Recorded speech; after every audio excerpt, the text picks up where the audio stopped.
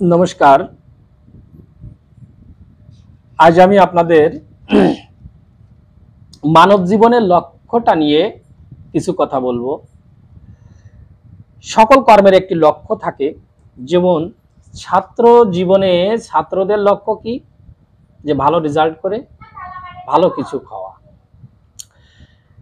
তেমনি মানব জীবনের একটা লক্ষ্য আছে, সেই লক্ষ্যটা আছে কৃষ্ণ প্রাপ্তি, কৃষ্ণের কাছে ফিরে যাওয়া। তাই কৃষ্ণের কাছে যাওয়ার জন্য যা যা করবার দরকার ঠিক তাই আমাদের করতে হবে। এখন তাহলে আমাদের মনুষ্য জন্মের প্রধান লক্ষ্য কি? কৃষ্ণের সান্নিধ্যে যাওয়া। আর সেই কৃষ্ণের সান্নিধ্যে যেতে গেলে আমাদের যা যা করা কর্তব্য সেইগুলো করতে হবে। আমরা মানব জীবনের যে কত দুর্লভ তা চিন্তা করা যায় না।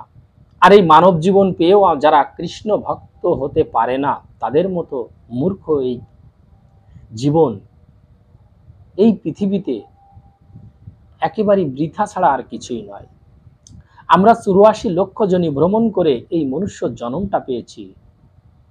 প্রথম আমরা ৩০ লক্ষ জন্ম পেয়েছি বৃক্ষ জন্ম, ৯ লক্ষ বার জলে জন্মগ্রহণ করেছি, ১০ লক্ষ বার কৃমি কীট রূপে জন্মগ্রহণ করেছি, ১১ লক্ষ বার পক্ষীকুলে জন্মগ্রহণ করেছি এবং ২০ লক্ষ বার পশু জনিতে জন্মগ্রহণ করেছি। তারপর ৪ লক্ষ বার মানব জন্মে পেয়ে আস্তে আস্তে আমরা পদোন্নতি পেয়ে পেয়ে এইখানে আসছি। এবং এর পরে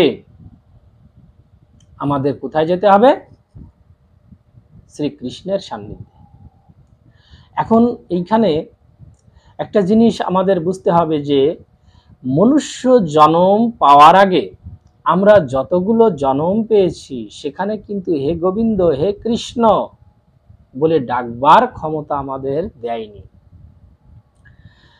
যেরকম যখন আমরা গাছ রূপে জন্মগ্রহণ করেছি, আমরা সমস্ত দিন স্থিরভাবে এক জায়গায় পড়ে আছি। অনেক মানুষ আমার ডালটা ভেঙেছে, অনেক পাখি গাছের ডালে বসে পায়খানা করেছে, অনেক ফল দিয়েছি, মানুষ সেগুলো খেয়েছে, পাখিতে খেয়েছে, তারপরেও আমাকে কি করেছে?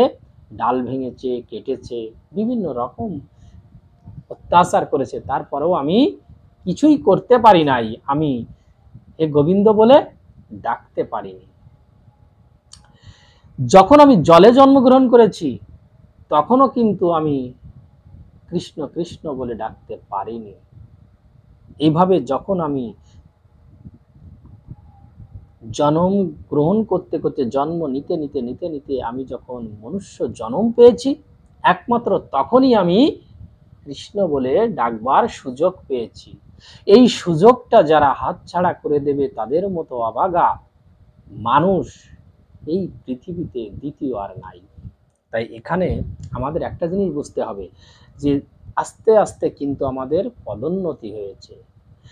এই পদোন্নতিটার শেষ প্রান্তে আমরা এসে যদি আমরা আবার পিছনে ফিরে যাই, স্পেল্ট হয়ে যাই, পরীক্ষার দিতে যে নকল করতে যে যদি স্পেল্ট হয়ে যায়, তাহলে আবার আমাদের ওই সেই ৮৪ লক্ষ জনির প্রথম জনিতে আমরা আবার চলে যাব।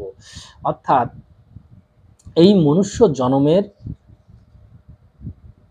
আমরা শেষ প্রান্তে, অর্থাৎ এই যে মানব জন্মটা পেয়েছি, এই জন্মে আমাদের কৃষ্ণের সান্নিধ্যে যেতে গেলে যে কাজটা করা উচিত, যে পথে আমাদের হাঁটা উচিত, আমাদের সেই পথে হাঁটতে হবে, সেইভাবে চলতে হবে।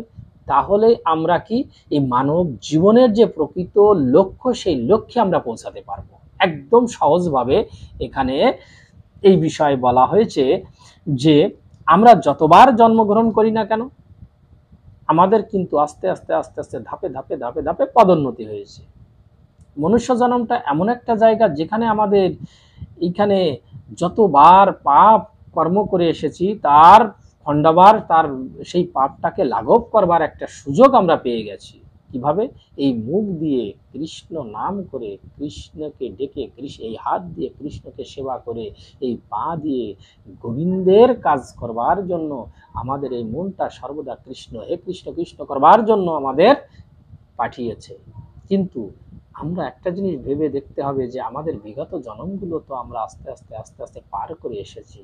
তাই আসুন আমরা এই মনুষ্য জন্মের প্রকৃত উদ্দেশ্যটা কি, সেই উদ্দেশ্যটা আমরা বুঝে আমরা বাস্তবায়িত করবার জন্য আমরা কৃষ্ণ পথে চলি, কৃষ্ণ মতে আমরা থাকি।